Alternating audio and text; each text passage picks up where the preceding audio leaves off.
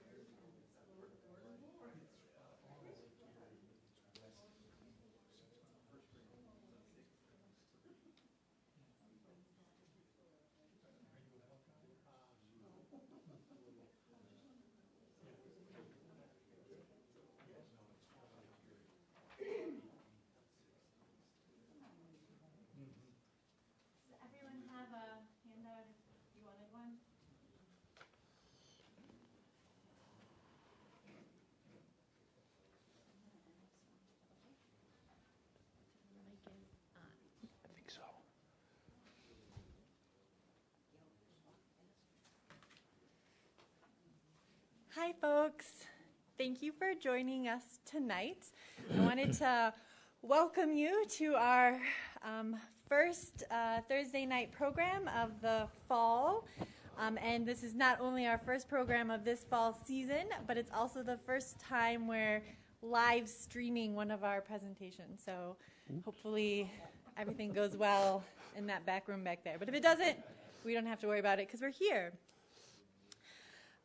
So Kirby Lambert was not able to make it tonight, so I'll be introducing our esteemed speaker. And my name is Maggie Ordon, and I'm one of the curators at the museum program. And I would like to introduce our speaker, Jim Posewitz. Oh, I've got a little spiel. Don't get too excited. So after earning 2 degrees in wildlife management, in addition to serving in the Army, Jim then went on to work for over 3 decades at the Montana Department of Fish, Wildlife, and Parks. He has founded and served on the boards of numerous conservation groups, such as the Cinnabar Foundation and the Orion Hunters Institute. And he's published several books as well, including Rifle in Hand and Inherit the Hunt, and copies of those books are available for sale and signing after the talk tonight. And in 2015, the National Wildlife Federation honored Jim Posewitz as the Conservationist of the Year, and I'd like to quote Colleen O'Mara, president of that organization, because she really sums up some of Jim's contributions to the field. Jim Posewitz is a conservation legend in the Northern Rockies. Whether it has been fighting for the reintroduction of bison into the Great Plains as an advocate, promoting fair chase hunting ethics as an author, facilitating conservation nonprofit health and activities as a foundation funder, or preaching about the historic role of hunters in conservation as an educator, Jim has been the conscience and the heart of the conservation and wildlife community for decades. So we are very lucky to have Jim here tonight. And I'd also like to personally thank Jim for helping us with the exhibit, Big Game, Big Stories, here in the gallery. We really couldn't have done the exhibit without talking with him and reading his works and listening to the oral histories he has provided the Historical Society. So his contributions continue to today. So thank you, Jim, for all your work, and please welcome our speaker. Thank you. Thank you, Maggie. I don't know if I can live up to all that, but it's surely a pleasure to be here, talk about the subject of the hunt and about the conservation ethic that the people in our democracy have developed. and looking at the subject of saving the planet as well as the restoration of wildlife that we've just come through. That conservation ethic is a pretty valuable thing, and how it evolved in our society is a rather fascinating thing, and how you see it expressed. For a while, I was cutting out of the newspaper little examples of just what a conservation ethic is, or a wildlife restoration conservation ethic looked like. And I ran across one in 2003 in the Montana newspapers. That's where I get my stories. I just pick them out when they drift by. But my favorite happened in 2003. And what happened there was, on a cold January night, a mountain lion and 3 cubs went through a little stream that was open in Butte. They got wet. And when the cubs were crossing the cold rail of a railroad track that was along the stream bank, they froze to the rail. And along comes the track inspector. This is Mr. Grassroots, railroad worker, Butte, Montana. He comes down the line and he sees those 3 kittens wiggling and squirming on the rail, the mother standing off nervously. So what does he do? Well, he's got the machine big enough to just run them over. He's got a shovel on board to maybe scrape them off. But what he does is he stops, takes his coffee, tries to heat the rail by pouring the coffee he was packing for the day on the rail to get it warm enough to let the cubs free. But he didn't have enough coffee. And the next thing he did was he stopped all the trains, called the game wardens to come out with buckets of hot water, heated the rails, freed the cubs. When he got back to the shop, his buddies at the shop called him the Lion King. And it was their way of saying, we really respect what you did. This is Butte, Montana. Some other place they might have given him a hug. But in Butte, they expressed themselves to say, we appreciate what you did. You did the right thing, and you were all alone out there. You could have done anything. And I think that was probably the best example of what a conservation ethic looks like when it gets expressed in a society. Well, because we're talking about history tonight, I think it's important to make a statement or two about how history matters. It was not too many years ago that the Time magazine produced a special issue on Theodore Roosevelt, the 26th President of the United States, and you're going to hear quite a bit about him tonight. But in the introduction to that magazine, Stengel wrote, being an American is not based on a common ancestry, a common religion, even a common culture. It's based on accepting an uncommon set of ideas. And if we don't understand those ideas, we don't value them. And if we don't value them, we won't protect them. Another historian writing on the hunting in a democracy stated, American citizens, not those who governed them, were sovereign. In the U.S., moreover, every adult enjoyed another right that only kings and aristocrats had held in earlier centuries, the right to hunt. The right to hunt and the right to make political choices, vote, emerged simultaneously in the United States. And finally, Aldo Leopold, the father of game management, he put it this way, to think straight on recreational quality and historical perspective is essential. So let's kind of set up a little framework to give us some historical perspective. One of the dates that will come into the discussion is 1842. The importance of that date was that a U.S. Supreme Court decided that in America, wildlife would not attach to property or privilege, but to the people. It would be a public resource, a public asset, to be managed as a public trust. That decision was made 16 years before Theodore Roosevelt was born. And as you will see as we go through this evening, he played an incredibly powerful role in this story. But that court decision was made 16 years before he was born. 16 years after Theodore Roosevelt dies, I was born. That's the whole length of the saga we're going to be talking about tonight. And when you think about it in terms of the development of cultures, societies, and kingdoms and things like that, that's a very brief little time span. And we're doing something quite unusual in it, and that is finding a way to live with wildlife, finding a way to live with nature, maybe even finding a way to save the planet. Well, we're about 200 years and plus 10 out from when Lewis and Clark passed back to the east and gave us an idea what Montana was like in 1806. And to sum it up probably in a part of a sentence, they described the continent as follows: an aggregation of wildlife that for number and variety exceeded anything the eye of man had ever looked upon. And so that's where we start in Montana. And we're all familiar with various days of descriptions of the abundance of wildlife that they encountered. And it's important, I think, to appreciate that there was probably no place more generously endowed than the landscapes that we have lived on here in Montana and in the American West.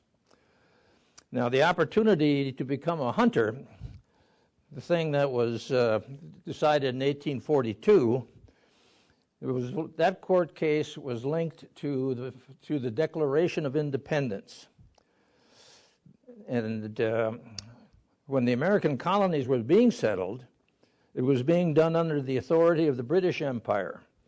In 1664, King Charles of England made a massive land grant to his brother James, the Duke of York, which was basically the colonies. And in that land grant, he gave his brother the fishings, the hawkings, the huntings, and the fowlings, which in Europe, of course, was typical of the way royalty treated the wildlife resource and treated their subjects. When 1776 came along, with the American Declaration of Independence, that structure was severely challenged. That document, our Declaration of Independence, was described by English philosopher John Locke as the fullest expression of the philosophy that all men were created equal before God and each other. The thing we ran into was neither the Declaration of Independence, the Constitution, neither of those documents mentioned fish and wildlife. So the resolution of what and how we were going to live with fish and wildlife was left to the court system. And it was only 66 years after the Declaration of Independence that issue reached the United States Supreme Court. It reached the court in a dispute over an oysterman in the New Jersey Meadowlands, the mouth of the Raritan River.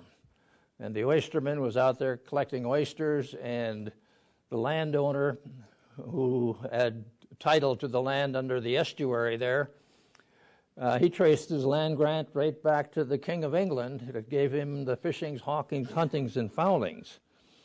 But the U.S. Supreme Court made the decision that said the old European method was not going to apply here, that by virtue of that Declaration of Independence, that the people became the sovereign. And so those rights and regalities and privileges that were taken and held by the sovereign in America would pass to the people to be held by the states as a public trust. Their exact words were, "Dominion and property in navigable waters and in the lands under them were held by the king as a public trust, and it further must be regarded as settled in England against the right of the king since Magna Carta to make a private grant in such lands and waters." When the revolution took place, and this is the court decision continuing, the people of each state became themselves sovereign. When the people took possession of the reins of government and took into their own hands the powers of sovereignty, the prerogatives and regalities which belonged to either the crown or the parliament became immediately and rightfully vested in the state. And so that was the basis that starts this all off. And again, this is like 16 years before Theodore Roosevelt is born. So how did things work out for people under the old system, the old system of royalty and privilege and the relationship with wildlife? Well, with the game codes in old Europe and in old England were pretty straightforward. The penalty for hunting on the king's land was death. After the signing of the Magna Carta, the barons forced the king, Henry III, to adopt a more moderate approach and issue a new forest charter. The new charter stated the following: "No man shall henceforth lose either life or member for killing our deer. But if any man be taken and convicted of taking our venison, he shall make a grievous fine if he hath anything whereof." So, the peasants weren't expected to have anything, and they sure weren't expected to have access to the king's deer. The conflict over access to wildlife in Britain went on for 13 centuries. And during that time, the aurochs, the wolf, the beaver, the bear, the boar, and the reindeer went extinct on the British Isles. Today, the last vestige of the fox hunt draws furious public assault due in part to the sports image of the pursuit of the landed gentry, the aristocracy of the hunt.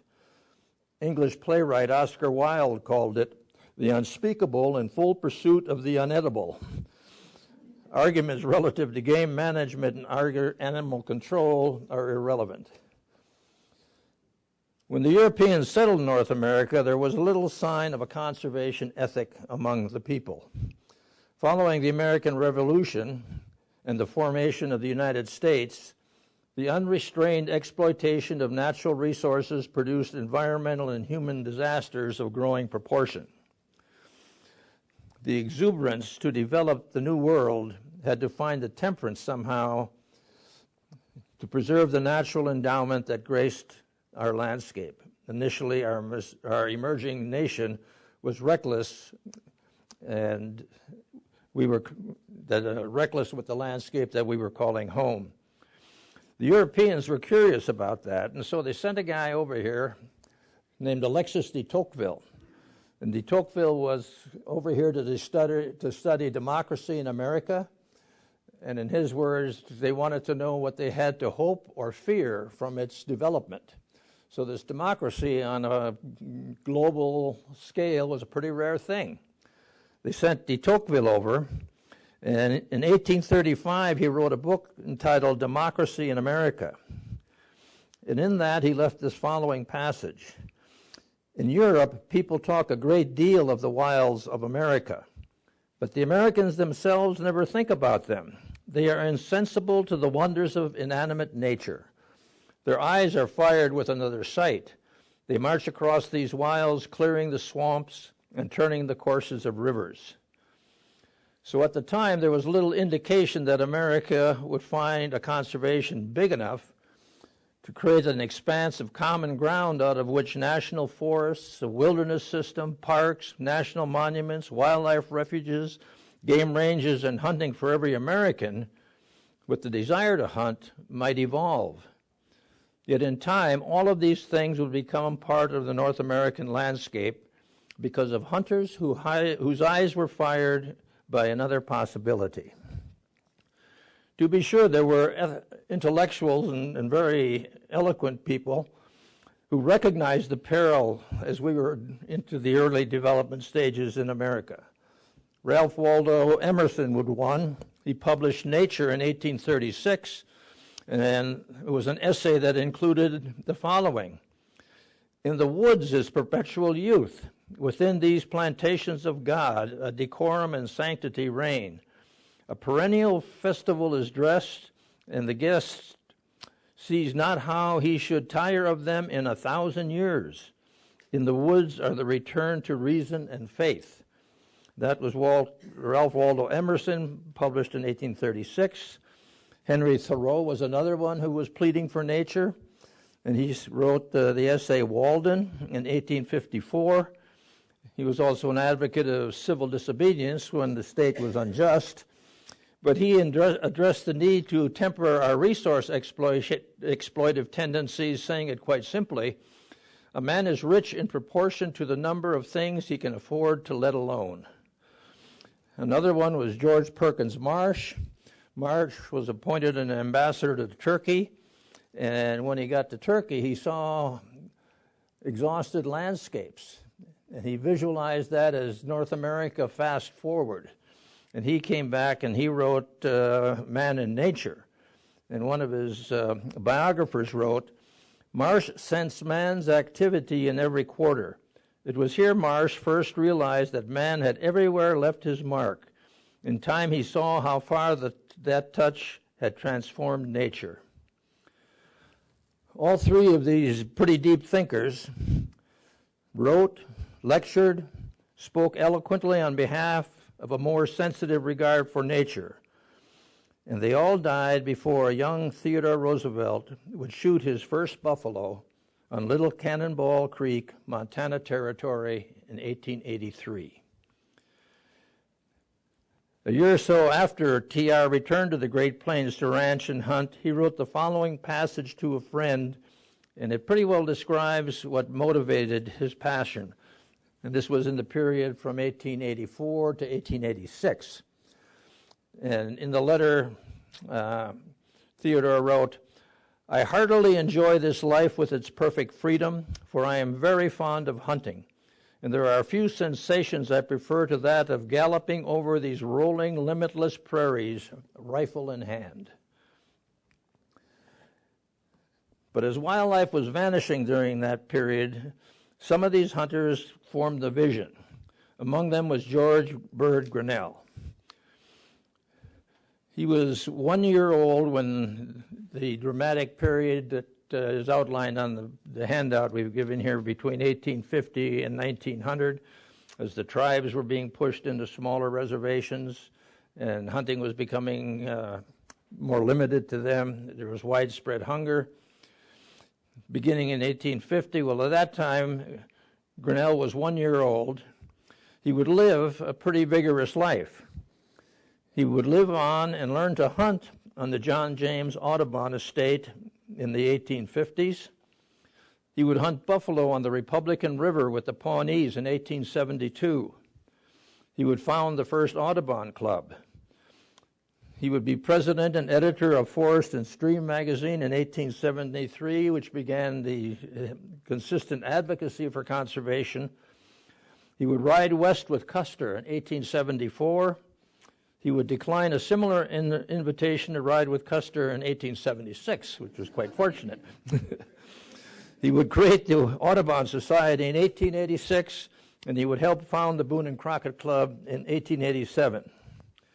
At the time, the commercial buffalo slaughter was in high gear, and by 1883, 60 million had dwindled to a scattered handful. Closer to home, James and Granville Stewart, who became exceptional citizens, I guess, of the territory and then state. They rode into Montana in 1857. It's a half century plus 1 year since Lewis and Clark passed through on their way east. That was 1 year before Theodore Roosevelt would be born. Interestingly, their trails would cross in about 1886, when both were members of the Montana Stock Growers Association, and Roosevelt and Granville Stewart became strong advocates for controlling the domestic grazing and a few other conservation measures. But when Stewarts rode in 1857, they left the following account. We crossed the Rocky Mountain Divide on the 10th day of October, 1857, where the station called Monida now stands. As soon as we crossed the divide, a wonderful change appeared in the country.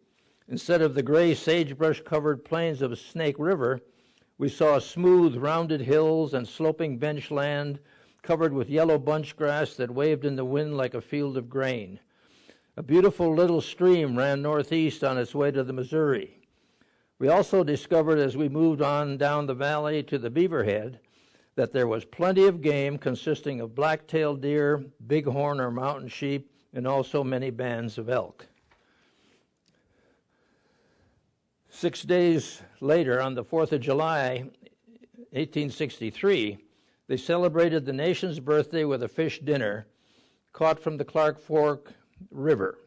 Granville Stewart's diary noted, July 4th, 1863, that was 6 years later, July 4th, 1863, James and Clabber, our Indian horse herder, caught 25 large trout, and we celebrated the National Day by having a fine dinner with trout as the principal dish. And 2 days later, he left the note, I caught 35 trout using grasshoppers for bait. A year later, the Montana became a territory. Granville Stewart wrote, the Deer Lodge Valley is famous for two things. One is that the mountain trout are more plenty in it than any other place of the same extent in the world.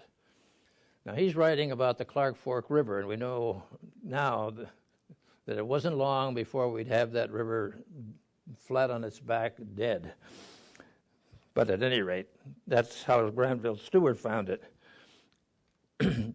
James and Granville Stewart were both territorial legislators in the first territorial legislative session. They passed the first conservation legislation probably on record in our state, which was a territory at the time. And it had to do with protecting fish by restricting their harvest to hook and line fishing. It's noteworthy that this legislation passed into the Montana law in 1864, 12 years before Custer would bite the dust on the Little Bighorn. So it's a pretty early recognition that we had to have some kind of commitment to conservation in this state. In 1872, Granville Stewart successfully championed legislation providing some closed season protection for mountain buffalo, moose, elk, black-tailed deer, white-tailed deer, mountain sheep, white Rocky Mountain goat, and antelope. All through Montana territorial years, the Stewarts led efforts to curb the commercial carnage of fish and wildlife. At one point, a frustrated Granville Stewart wrote, if the legislature does not enact some laws in regard to game and fish, there will not be in a few years so much as a minnow or deer left alive in all the territory. They also left a vivid account in the 1880s of the Judith Basin, which was pretty dramatic. Stewart would write, it would be impossible to make persons not present on the Montana cattle ranges realize the rapid change that took place on those ranges in 2 years. In 1880, the country was practically uninhabited. One could travel for miles without seeing so much as a trapper's bivouac. Thousands of buffalo darkened the rolling plain. There were deer, antelope, elk, wolves, and coyotes on every hill and in every ravine and thicket. In the fall of 1883, there was not one buffalo remaining on the range, and the antelope, elk, and deer were indeed scarce. It's a 3-year window looking at the Judith Basin. In 1880, he goes on, no one had heard tell of a cowboy in this niche of the woods, and Charlie Russell had made no pictures of them. But in the fall of 83, there were 600,000 head of cattle on the range. The cowboy with leather chaps, wide hats, gay handkerchief, clanking spurs, and skin-fitting high-heeled boots was no longer a novelty but had become an institution. The legislative actions that the Stewarts were engaged in was a noble intent. However, communications, education, enforcement were not part of the reality of those times.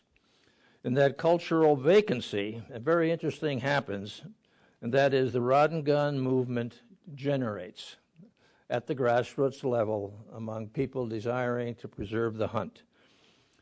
The Stewarts started off in 1877. They formed the Helena Rifle Club to address these shortcomings and to promote the sporting code.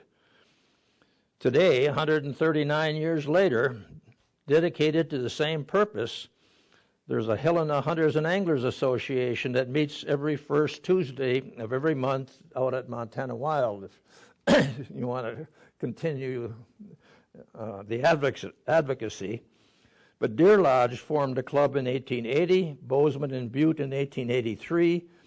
After Montana achieved statehood in 1889, the effort to launch meaningful wildlife conservation at the grassroots level continued. Sportsman clubs from Great Falls, Helena, Deer Lodge, and Butte united in 1893 in an effort to achieve meaningful protection for the state's vanishing wildlife. That was 43 years prior to the formation of the Montana Wildlife Federation. Things were no better relative to forest resource on a nationwide basis, and I bring this in, although this is not a Montana story. It points out something that continent-wise, we were being pretty reckless with forests and with wildlife, and we will ultimately get to soils. But this is a story out of the Great Lakes states, out of the state of Wisconsin. And out on the landscape, in a national perspective, lumbermen were assaulting the Great Lakes states with unrestrained vigor.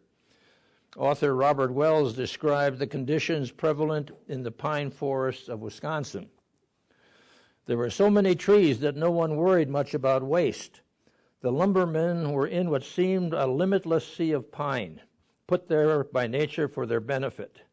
The sawmills had no easy way to dispose of the waste, so sawdust simply rose in great piles. Various uses were found for it. Even the mattresses used in the homes were stuffed with sawdust, and the streets of the wood towns were paved with it. And in the early fall of 1871, small fires were smoldering in the woods in an area 100 miles long and 70 miles wide.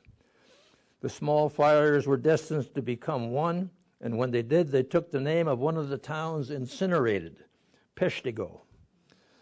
On October 8th, 1871, the same day Mrs. O'Leary's cow kicked over the lantern that burned down Chicago, the Wisconsin woods lit up.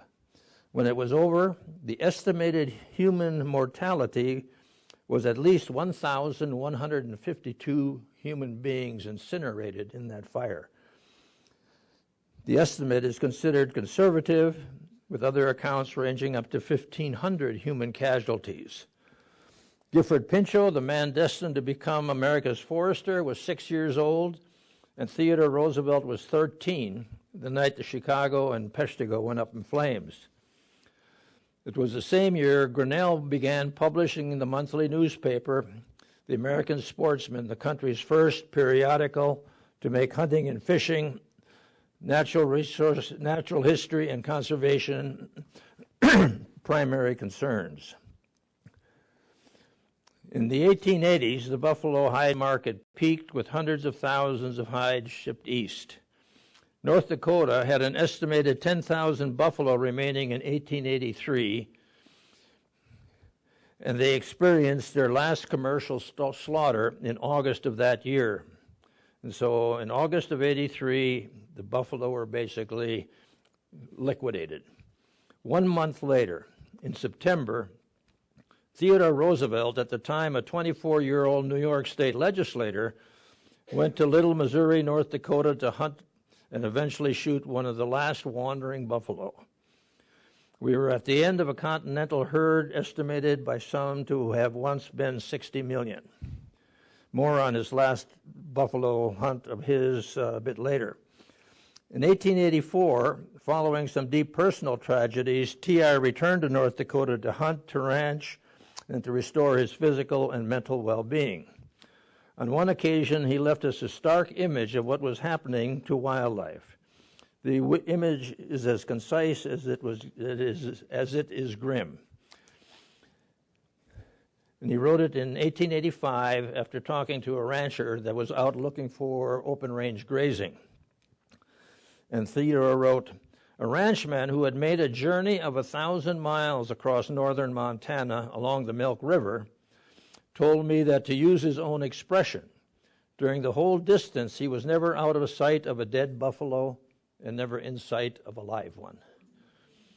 Basically from the North Dakota border to within sight of Glacier Park and back. Buffalo had become a commodity, and the rules of commerce sealed their fate. For a closer look at Montana during this period of transition, let us focus on a very interesting decade plus 1 year or two in Montana history, the years spanning 1876 to 1887. Our nation celebrated its first centennial year in 1876. Things in Montana were passing through a fascinating sequence of events that included the buffalo hide shipments down the Missouri River from Fort Benton peaked at 80,000 in 1876. Marcus Daly took his first mining claim in Butte. George Custer and the 7th Cavalry met their demise on the hills above the Little Bighorn River. And Theodore Roosevelt entered the freshman class at Harvard, all in the year 1876. As the next decade, the next 10 years pass, TR then had become a 24-year-old New York State legislator, and he shoots a lone wandering buffalo on Little Cannonball Creek in Montana Territory. They had to hunt for more than a week to find the one lone bull buffalo. The hide shipments downriver from Fort Benton would drop to zero. The buffalo and other wildlife are basically liquidated from the Judith Basin, with Granville Stewart noting his demise, as we just mentioned. Charlie Russell arrives and takes up residence in the Judith Basin. TR returns to the northern plains to try ranching and to hunt. Theodore Roosevelt and Granville Stewart cross paths at the Montana Stock Growers meeting in Miles City in 1886.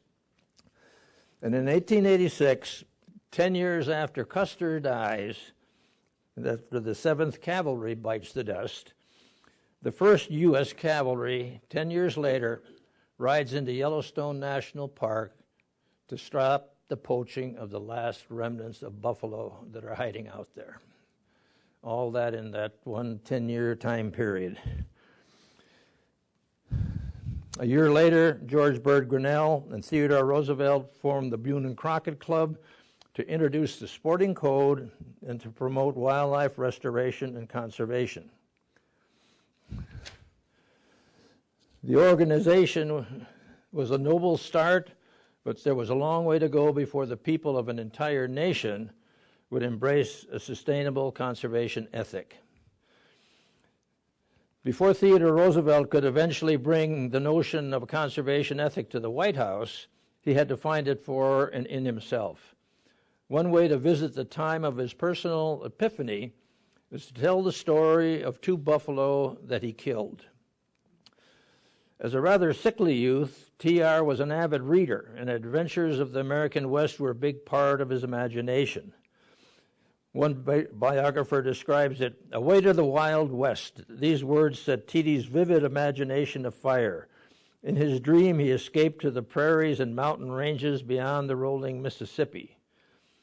The dream was persistent, and when he became a young adult, he accepted an invitation to go west, see the frontier, and hunt buffalo. As mentioned earlier, this occurs 1 month after the last commercial slaughter occurred in North Dakota.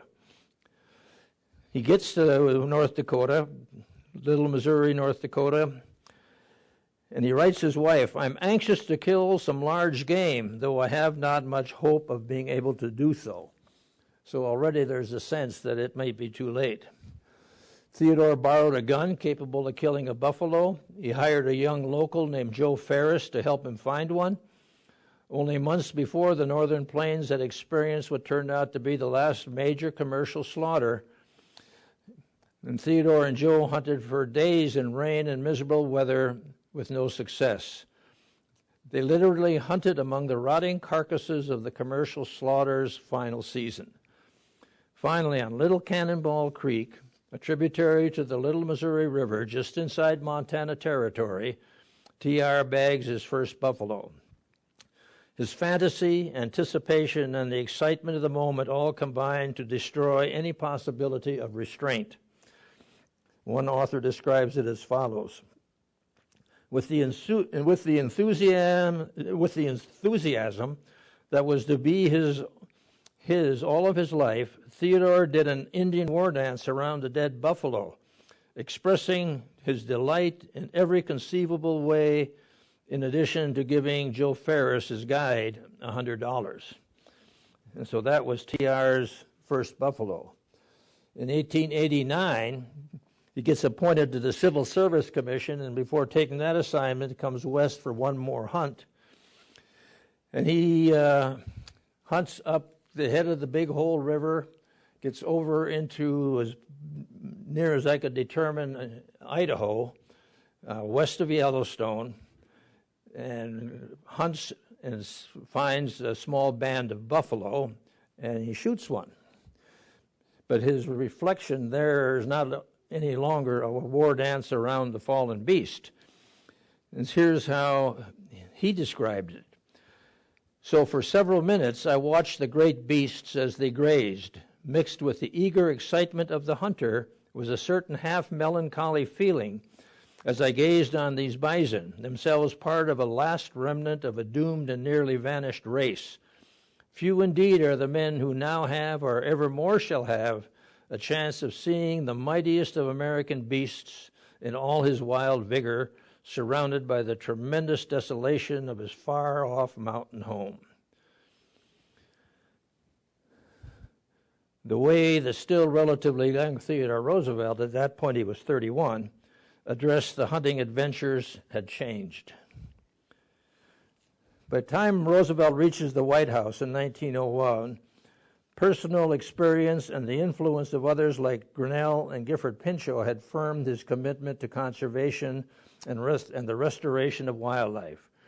Some biographers credit the conservation epiphany as having occurred on a lonely hunt in the Badlands.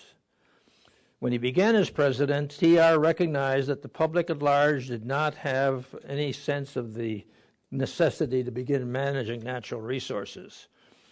And he noted in the relationship of the conservation of natural resources to the problems of national welfare and national efficiency had not yet dawned on the public mind.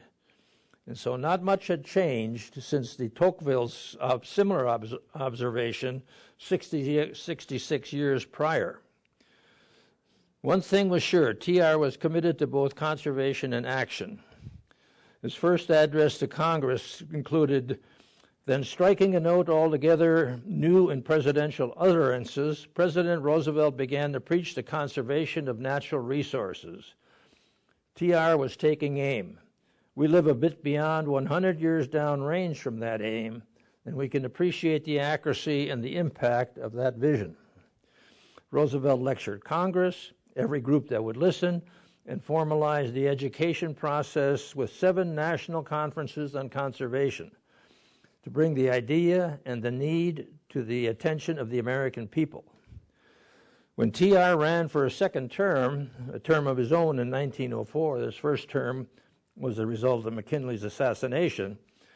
Running for his second term, a conservative business journal wrote the following, the New York Sun. He has ruled his party to a large extent against its will.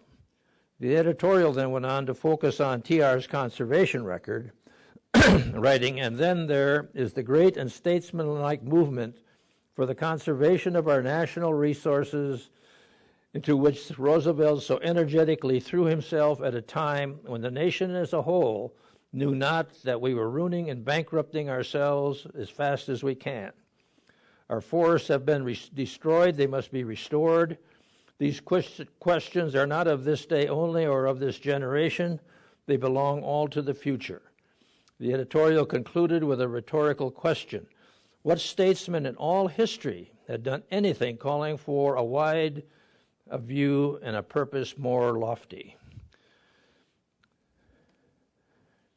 He won that election in 1904 by the largest margin in American history to date. He was bigger than politics. He was overcoming his partisan opponents and his party opponents all at the same time. At the height of his population, a visiting Englishman observed, "Roosevelt is not an American, you know. He is America." Well, being a man of action as well as words, before he left the White House, TR extended protection over a vast estate, including wildlife refuges, forest reserves, national monuments, parks, game ranges. During his tenure, he designated 230 million acres for conservation purposes. 84,000 acres a day, every day he was in the presidency on the average. Just short of 10% of America. It was a public estate equal in size to Delaware, Pennsylvania, New York, and Texas combined. For wildlife and those of us who would hunt, it was an estate of hope that covered nearly 10% of America. To administer and manage this estate, thus secured, the U.S. Forest Service was established with Gifford Pinchot as its leader in 1905. What is it like out on Montana? Well, when the U.S. Forest was brand new, Ranger Ehlers Koch rode into the Sun River of Montana as its first forest ranger. He left the following account of wildlife in the wildlands that included the Rocky Mountain front and the wildlands to the west. In the fall of 1905 and again in 1906, I rode for a month through the wildest part of that country with a rifle on my saddle, and with the exception of one goat, never saw or got a shot at a single big game animal. So we were in pretty depauperate state when all that was going on in the early 1900s.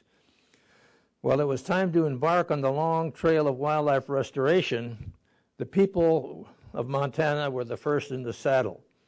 The long ride began when 7 years after Koch's ride, 3 years after TR left the presidency, Montana State Senator T.O. Larson from Choteau introduced legislation, Senate Bill 52, into the Montana legislature to create the Sun River Game Preserve to start the wildlife recovery. Governor Sam Stewart signed the bill in 1913. The bill passed the Montana Senate on a vote of 26-0, with 6 absent or not voting. There obviously was legislative conservation ethic in Montana in 1913, and it was clearly tripartisan, Democrat, Republican, and in that era, progressive. The action extended protection to the grizzly bear 60 years before the Endangered Species Act of 1973. Meanwhile, those on the national level who sought to exploit the natural resources protected during the Roosevelt presidency were quick to begin corrupting what had been accomplished. TR's first adventure after leaving the White House was to go off to Africa hunting. And he was hunting rhino in the Congo, and a native runner comes out across the savannah with news that his successor, William Taft, had fired Gifford Pinchot. The Taft administration began giving away coal in Alaska.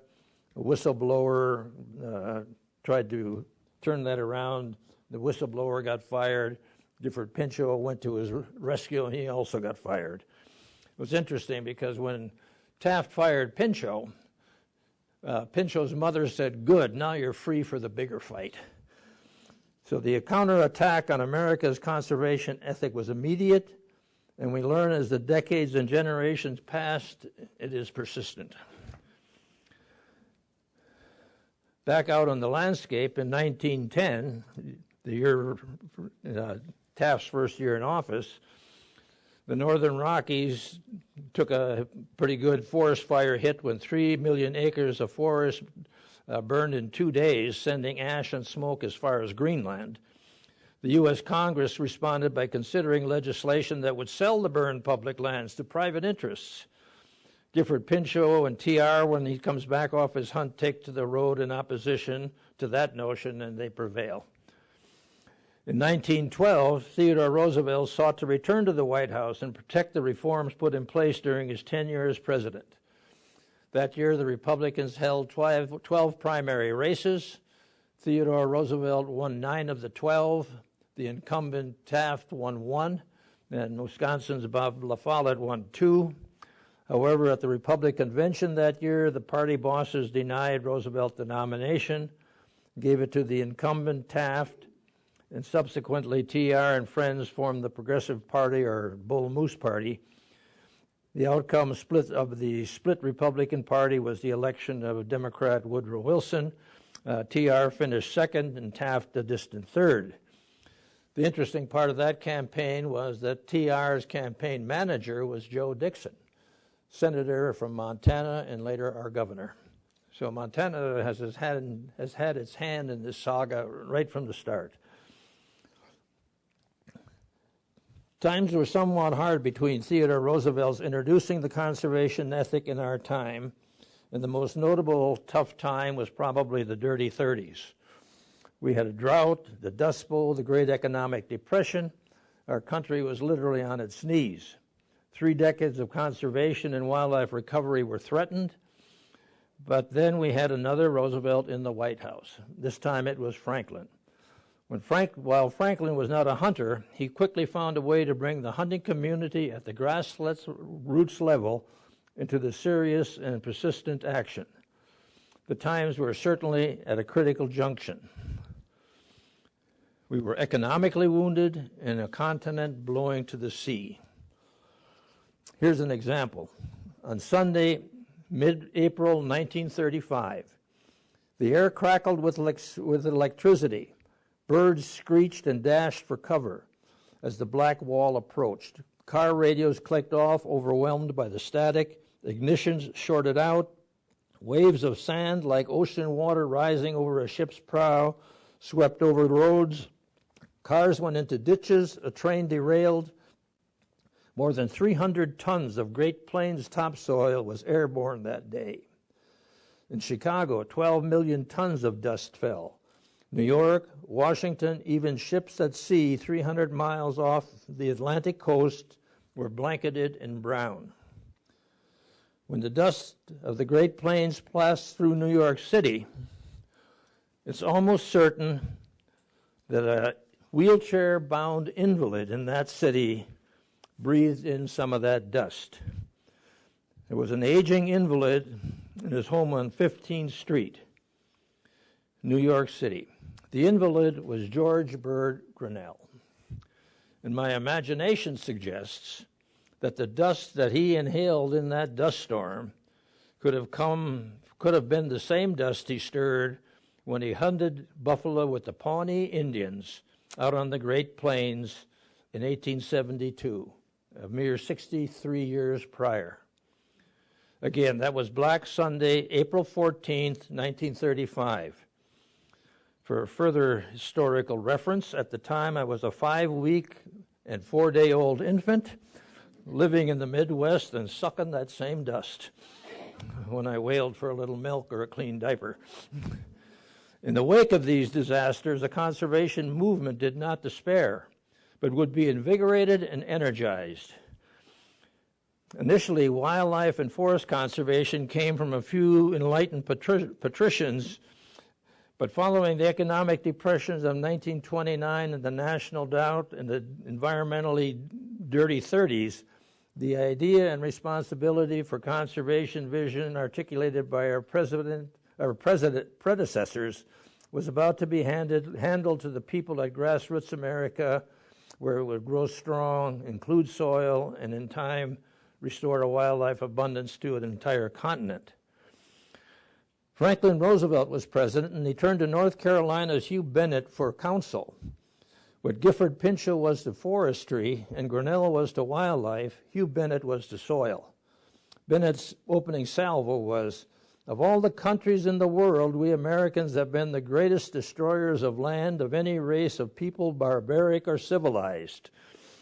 When Bennett began expressing the storms blowing out of the West and Dust Bowl, he called what was occurring due to, he called what was occurring a symptom of our stupendous ignorance. So we had the three thought leaders in Grinnell, Pinchot, and now Bennett. And what Roosevelt did then, and Roosevelt wasn't a hunter, but he decided under the counsel of J. Norwood Ding Darling of Iowa, he called the first North American Wildlife Conference, and he challenged those present, and those people present were the people out of the rod and gun networks all across North America. And Franklin Roosevelt told them, "It has long been my feeling that there has been a lack of full and complete realization of our wildlife plight or the urgency of it, and of the many social and economic values that wildlife has to our people. This and my firm belief in the American people is what impelled me to call the North American Wildlife Conference." So he basically challenged the people. And pretty much under the counsel of J. Norwood Ding Darling, but 7 Montana people went to that conference. They were L.W. Wendt of the Great Falls Wildlife Association, Ray G. Lowe, a Fish and Game Commission chair, B.L. Price, the Montana Conservation Association, M.A. Malone, Sanders County Sportsmen's Association, Emil Kepke, Helena Chapter of Montana Wildlife Association, Glenn Smith, Assistant Regional Forester, and Kenneth McDonald, State Fish and Game Warden. Those 7 hunters came home and formed the Montana Wildlife Federation as part of the newly formed National Wildlife Federation. They met that first year, 1936, right here in Helena in the Placer Hotel. They now celebrate their 80th year. They were welcomed by then Governor Elmer Holt, who expressed surprise. He said, "I'm surprised to see so many people here from eastern Montana, because we all know there is no game out there." At the time, that was pretty near true. The very next year, the Pittman-Robertson Act sailed through Congress, going from introduction to the president's signature in 93 days. The act funded wildlife restoration through an excise tax on firearms and ammunition. The conservation ethic, then, introduced by TR, focused on wildlife and forests, was energized during the administration of FDR by adding soil to the conservation mix, and then taking the whole thing to the local level through the National and Montana Wildlife Federations. There it grew strong among the people, both literally and figuratively at the grassroots level, and they did it, what is the amazing thing, during the nation's worst hard times, environmentally and financially and economically, but the people made it work. And then, they were then and are today those who are the closest to the outdoors, closest to nature. Aldo Leopold described them well in an article that he wrote in 1942, writing, "Good professional research in wilderness ecology is destined to become more and more a matter of perception. Good wilderness sports are destined to converge on the same point. A sportsman is one who has the propensity for perception in his bones. Trigger itch, wanderlust, and buck fever are simply the genetical raw material out of which perception is built." FDR challenged the people, and the conservation introduced by TR, then energized by FDR, grew strong. Most of the people went afield just as TR, Grinnell, and Pinchot did, rifle in hand. The wildlife restoration ignited by the North American hunter ethic, now financed by their self-imposed tax, was dramatic. Montana's Rocky Mountain Front is a classic. After TR put the public forest together and Shoto Senator Larson's action created the Sun River Wildlife Refuge, the cultural commitment to wildlife things continued to fall in place. In 1940, the U.S. Forest Service designated a portion of the Lewis and Clark National Forest the Bob Marshall Wilderness, thus offering a unique wild place protection within their regulatory authority. It would be another 24 years before the U.S. Congress would pass the Wilderness Act. The Montana hunter and angler conservation momentum built up as the grassroots level was expressed statewide. Time allows but a single example. When the recovering deer and elk populations called for winter ranges beyond the protected lands, Montana people responded by acquiring critical habitat. One example is the continuing effort along the Rocky Mountain front. First was Senator Larson's Sun River Game Preserve, then acquisition of the Sun River Game Range, followed by the Ear Mountain Game Range and the Blackleaf Wildlife Management Area, all funded by the Wildlife Restoration Act of 1937. Nature Conservancy joined in with the Pine Buttes Preserve, and in 1987, the Boone and Crockett Club celebrated their own centennial with the acquisition of the Theodore Roosevelt Memorial Ranch. Along the way, wilderness protection, launched under U.S. Forest Service regulation, was formalized and then expanded under the Wilderness Act to include the Scapegoat, Great Bear, and numerous other additions. So this is a partial list, and within each item there is a volume attesting to the conservation ethic of the purpose of the person going afield with rifle in hand. Over the century that has passed since Grinnell and Roosevelt and Association took aim, legions of hunters with perception in their bones embraced the responsibility and embraced the conservation ethic. Time after time, hunters have gone beyond what was required to carry this legacy to our time. It is probable that most of those people were unaware of T.R., Aldo Leopold, or George Bird Grinnell and their words. Still, they knew the purpose and the course, because as hunters they carried Leopold's propensity for perception. Is there an alternative to the democracy of the wild, the conservation ethic of the hunter? To illustrate the alternative of living without a conservation ethic, I'll reach back a ways, 4,700 years, to the city kingdom of Uruk. The ruler Gilgamesh sought to build a great city. Timber was abundant, and the site for the city was described as a forest so dense that the sun could not shine through. It was a time of mythical gods, and a ferocious deity known as Humbaba was said to guard the forest with the storm, flood, fire, and death. Human enterprise, however, was not to be denied, and the forest fell to Gilgamesh's ambition. This ancient city, where the forest could not reach, or sun could not reach the ground, was located between the Tigris and Euphrates rivers. Uruk was located in the country we now know as Iraq. 5 millennia later, the U.S. Marines were camped near Tikrit, Iraq. Their camp was on the edge of Saddam Hussein's private hunting preserve, a grassland stocked with gazelle. It wasn't long before the Marines were supplementing their meals ready to eat with gazelles.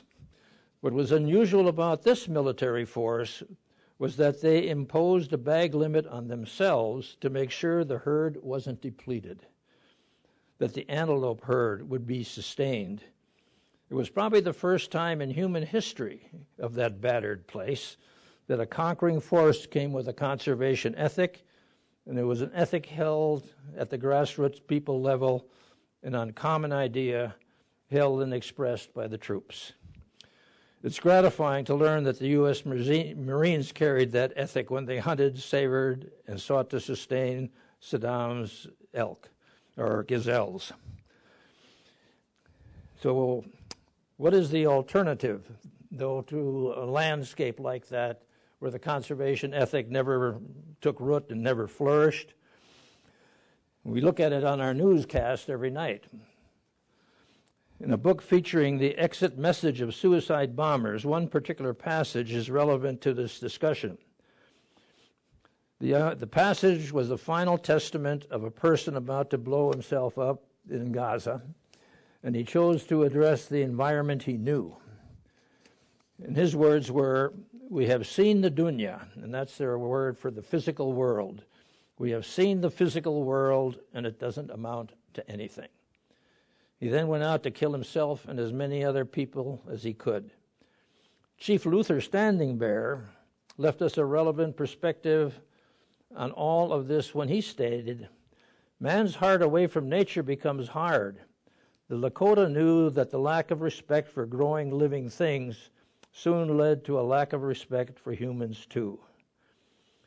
Well, the North American dunya amounts to something, because the people embraced an uncommon idea that included a conservation ethic, embracing sustainable use of wildlife and protection of wild places that the hunt requires. It was an ethic introduced to our culture and then sustained by and for what T.R. called the free hunters. We have done well, but the task is perpetual. In North America, we have engaged serious conservation for little more than a century. It took the best part of 5 millennia for the city kingdoms that included Uruk to become the deserts of Iraq. We live in a state that was characterized as a landscape covered with the bones of a wildlife abundance, exploited to the very edge of extinction 125 years ago. We were a wildlife boneyard of a continent, and then we picked up the bones for fertilizer for $7.50 a ton. Well, in the community where we live today, the Montana state capital, we now manage an urban deer population. After a couple years of civic and civil community discussion, a management plan was agreed upon. The program was not a liquidation, is not a liquidation, and in one three-year period, it supplied 12,380 pounds of meat to the local food share program. We have come a long way from the 1,000-mile journey across our boneyard-littered landscape. Theodore Roosevelt loved the western landscape, and he reveled in riding across it with rifle in hand. He came to Montana in 1883 in pursuit of a dream. He returned to New York in 1886 with a vision. And more than anything else, he had become what he valued most, a competent common hand. Then a century ago, he fully engaged the task of giving substance to his dream and his vision for a country where wildlife and wild places could be passed to those who were referred to as existing within the womb of time. We, you and I, emerged from that womb of time and lived a life so rich that we now meet to discuss sustaining the reality we experienced for those yet unborn. When Theodore Roosevelt concluded the section of his autobiography that addressed his conservation achievement, he told us why he gave it so much of his energy, and perhaps we can be content with his explanation. The things accomplished were of immediate consequences to the economic well-being of our people. In addition, certain things were done of which the economic bearing was remote, but which bore directly upon our welfare because they add to the beauty of living and therefore to the joy of life. The beauty of living and the joy of life, it must remain the right of and be accessible to every person. And that will keep our uncommon idea and its conservation ethic alive. Thank you.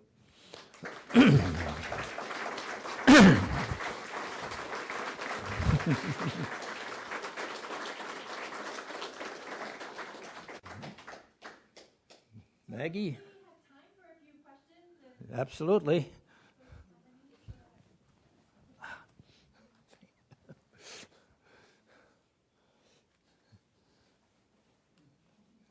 Anybody want to know why I made that all up? There's one. What happened in the community that all this change in conservation ethic was happening? The people were supporting the legislature that you described. What movements occurred to change people's mind about conserving the wildlife?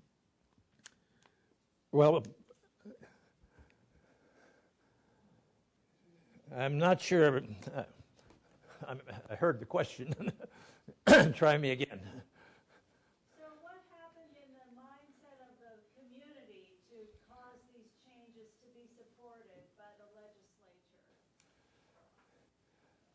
Well, the people that present themselves to you for your vote And I think one of the historians said that's the unique thing is the right to hunt was held in a society where people also have the right to make political choices, to choose. And I think, when we were coming out of the dirty 30s, when we were very strong for new ideas and the whole notion of conservation, and likewise that occurs roughly every other generation because we went through it again in the 70s, and there was the Earth years and things. And so when you build up a public consensus, you tend to elect legislators who will reflect that. And in the 70s, we had some very progressive conservation legislators from both sides of the political aisle. The Montana Environmental Policy Act was championed by George Darrow, a Republican petroleum geologist of all things, but he saw the need and I think was reflecting what the voters in his district wanted. And you go back to the really dark ages of the 1905 and 06 when T.O. Larson from Choteau had this 26-0 vote in the Senate. That was only a few years later, or a few years after that ranger had ridden through there for 60 days and not seen a single game animal. So it's in the darkest hours, this thing seems to take root and blossom. And maybe now that we're faced with the challenge to the planet itself, we can have a similar renaissance, hopefully. Jim, what do you think about all of the large ranches that are cutting off access to wildlife? And if you could create a solution, what would you do? Well, we have the return of the aristocracy. The whole idea that, and maybe it's a little bit bigger picture.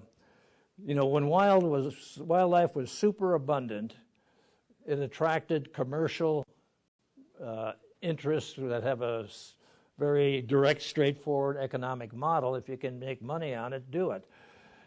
When wildlife was scarce, we were able to look at it in a more moral context of this is the right thing to be doing.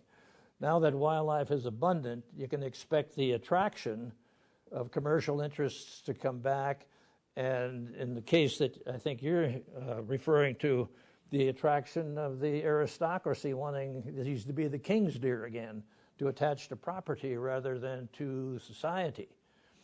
And of course, the argument then has to be advanced that the protection supplied and the energy for the restoration came because of the broad base of support. And if you dry up those participants and try to create a new aristocracy or a new just commercial operation, the hunt will go the same route it went in England. It would be socially unacceptable. And I think that would happen rather rapidly in North America, given today's level of communication and things of that nature. And so I think it's quite important that we retain the democracy of the wild. And you can see by, yesterday, today's, any newspaper that hits your front porch, that the interests that want to, again, privatize, commercialize, and this resource, they come by the generation, just like those of us who want to conserve it, restore it, and enhance it. And it's going to be, in a democracy, I guess, a perpetual cycle of things. But this experiment hasn't been that old. As I pointed out initially, the court decision that said this is going to be a common resource, 16 years later, Roosevelt's born, and 16 years after Theodore Roosevelt dies, I get born. We're still experimenting. We're finding our way. And I think in Montana, we're doing pretty darn good at it. Yes, sir. So did I understand you correctly that the skeleton of 60 million buffalo were picked up and converted to fertilizer? The buffalo bones? Yes. Yeah, $7.50 a ton they were bringing in Miles City, pulverized as fertilizer.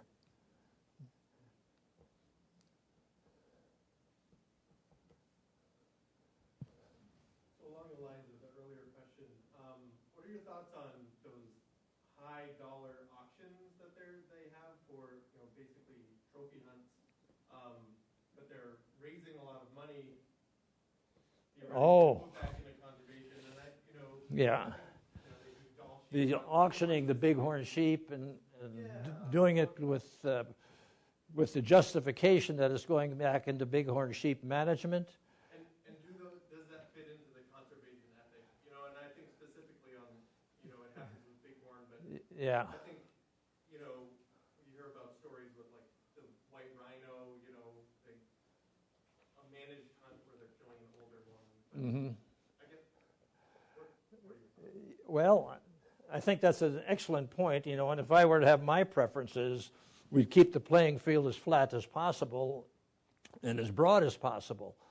The rationalization that bighorn sheep, $500,000 or whatever they end up drawing, goes into sheep habitat, I think it's a rubber crutch, because you're admitting on one hand that this really doesn't belong to everybody anymore. I'd rather see a lottery for that. If you had to have wanted to raise the same amount of money, make it a lottery and nobody gets more than one ticket or something like that. But that's a pretty fine point to debate, because there's you can see where you could make a bit of an argument on either side of it. It gets pretty exciting when you can go out there and rescue a bighorn sheep pasture because you had the money to do it. But you are making a compromise, and you are accepting a reality that is inconsistent with the democracy of hunting. That's almost an answer.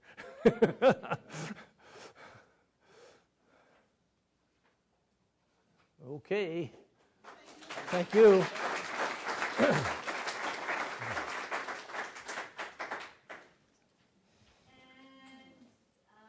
Posewitz will be at the table by the store if you'd like to chat with him some more or have one of his books signed as well. I forgot I promised that. Yeah, you did. You were supposed to put gin in here. That you're going to give you a beer.